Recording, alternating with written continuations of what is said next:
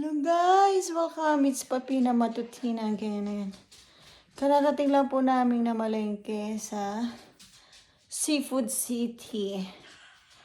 Ayan, papakita ko sa inyo kung ano yung mga binili namin. Ayan, nag-refill kami ng dalawang tubig. Yung dalawang yan is $7.50. So, magkano yun sa peso? Nasa 200 plus na po yan. Yung dalawang yan. Ganyan po. Refill lang po yan. Hindi kasama ang bote. Yan, yung bigas na yan. Yung tig 25 kilos na bigas. Actually, naka-sale na yan. Ang isang 25 kilos is... ilan ba yan? 18... Ilang kilos ba yan? 18 kilos yan. Hindi 25 yata. Ano yan? Ilang kilos to, Han? 25 ano? 18. So, 18 kilos yan. Ano yan? $28 ang isa. Nakasale na yun, ha? Ang regular price niyan is 28 plus, nasa $39. Ganyan kamahal po ang bigas. 18 kilos lang yan, ha? 18 kilos. So, pagka $28 plus tax, yung magkano na yon? Plus, ito lang. Plus yan, yung dalawa lang yan ang pinili namin. Tsaka yung kain lang namin sa labas. So, we spend like, ilan ba? Lahat-lahat ang gastos namin nasa 200 plus. Yan lang yun. So, nasa 8,000. Mahigit. O, 10,000. Ganyan kamahal ang mga bilihin dito sa Canada. Ayan. So, mag-hold tayo. Ito yung binili ko ang chicken skin ko. Ang chicken skin, yung 1 pound, ano ito? $17. Kamahal ano guys?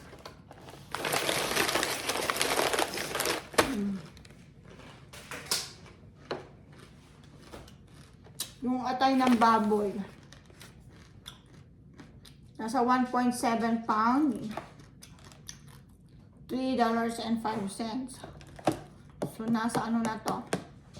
130.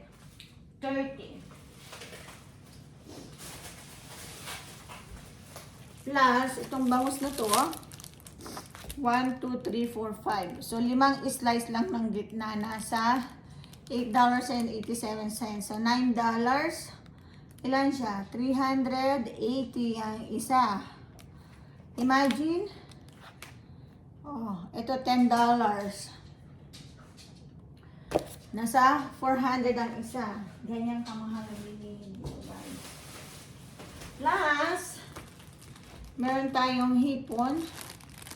$15 or $14 something. $15 ka muna plus GST. So, magkano na yun? 400, 600 plus! Guys! Wala niyo yun. Diba? Paano naman tayo ngayon? Paano tayo makakaipon kung ganyan na lang palagi? Nagtaasan na ang mga bilihin. Ganyan kamahal ang mga bilihin dito, guys. Tapos, alam mo itong sayote na to, ito. $5. 200 yan. 3 piraso lang. Itong 3 piraso ng talong, $2 and something, so 80. Nasa 100 din. 3 piraso lang. Imagine, guys. Ayan yung Pechay Baguio. Patola, ito. Bali, 80 pesos yan sa peso natin. Okay, may kamote tayo. May kamatis. Itong pechay na to, guys, oh, kita nyo. $130 to. 130 pesos. Itong dalawang ampalay na to na maliit lang. Nasa 100 din. 100 Oh my God. goodness. Itong sibuyas na to, 120 pesos. Saan ka pa? Diba? Saan guys? Saan tayo pupulutin yan? Kung ganyan na lang palagi. Alright? Alright. Itong galunggong na to, $650. Yung 4 na piraso is magkano? 200, 240, 250 pesos. 4 na piraso. Wow! Tapos meron tayong labong. Itong labong 529. So nasa 200 may git itong labong. Bamboo shoot. Itong toyo natin, $3 ang isa. So 120 ang isang bote. Diba? Patatas kayo dyan. Ayan. Tapos kumuha lang din ako ng konting mga dilata. Paunti-unti para sa ating Christmas. Bumili ako ng fruit cocktail at saka mga gatas. Condensed milk. Ayan guys. Ang ating pinamili. Ganyan, kamamahal ang bilihin dito sa Canada. Ayan, thank you so much. Bye-bye. Magluto tayo guys. Samahan niyo ako magluto. Makikito lang ako ng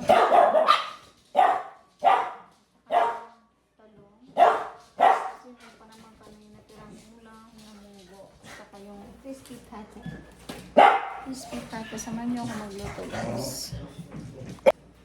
Luto ako guys ng ng kamote cube.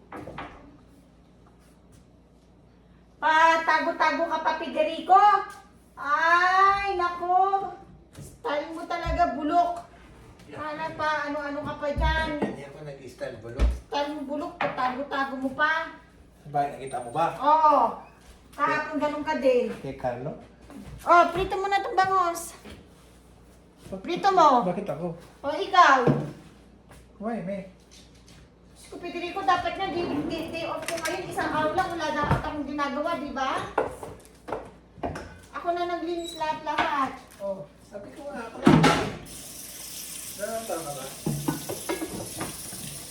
Ano yung Federico?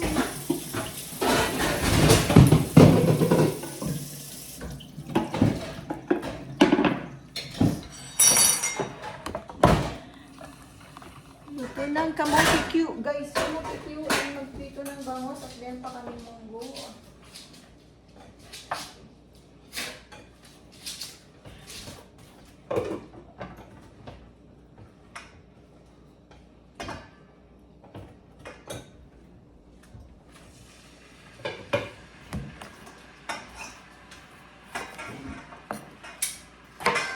Bukas mo na lang dito yung yung menudo.